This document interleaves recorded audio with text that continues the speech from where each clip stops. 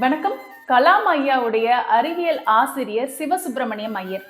அவருக்கு கலாம் ஐயான்னா அவ்வளோ பிடிக்குமா. ஏன்னா கலாம் ஐயா ரொம்ப நல்லா படிப்பாருங்களாம். சிவசுப்பிரமணியம் ஐயர் கலாம் ஐயாவுக்கு வெறும் அறிவியலை மட்டும் சொல்லி தரலங்க, அறவியலையும் சொல்லி கொடுத்தாருங்களாம். சிவசுப்பிரமணியம் ஐயர் அடிக்கடி கலாம் ஐயா பார்த்து ஒரு விஷயம் சொல்லுவாருங்களாம். கலாம், நீ ரொம்ப கெட்டிக்காரன், உலகத்திலே நான் தான் படித்த மேதைன்னு நினைக்கிற அத்தனை பேரை விட நீ நல்லா படிச்சு மேலோங்கி வருவ, அதுல எனக்கு நம்பிக்கை இருக்கு அப்படின்னு சொன்னாருங்களாம். கலாம் ஐயாவை சிவசுப்பிரமணியம் ஐயர் வீட்டுக்கு மட்டும் கூட்டிட்டு போகலையா, அங்க போய் அவருக்கு சாப்பாடு பரிமாறுவாருங்களாம். அவரோட பக்கத்துல உட்காந்து சாப்பிடவும் செய்வாராம். இது சிவசுப்பிரமணியம் ஐயருடைய மனைவிக்கு பிடிக்கலையா. ஏன்னா கலாம் ஐயா முஸ்லிம், இவர் ஐயர். முஸ்லிம் எப்படி ஒரு ஐயர் வீட்டுக்கு சாப்பிடலான்னு அவங்க எப்பவுமே தப்பாவே நினைச்சுக்கிட்டே இருப்பாங்களாம். ஆனா அதை கொஞ்சம் கூட பொருட்படுத்தவே மாட்டாராம் சிவசுப்பிரமணியம் ஐயர். இந்த விஷயம் நடந்ததுல இருந்து கலாம் ஐயாக்கு சிவசுப்பிரமணியம் ஐயர் மேல அலாதி அன்பும் மரியாதையும் பெருகுச்சுங்களாம்.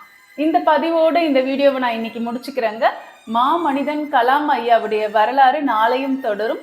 இன்னைக்கு நாள் எல்லாருக்கும் நலமா அமைய என்னுடைய வாழ்த்துக்கள்.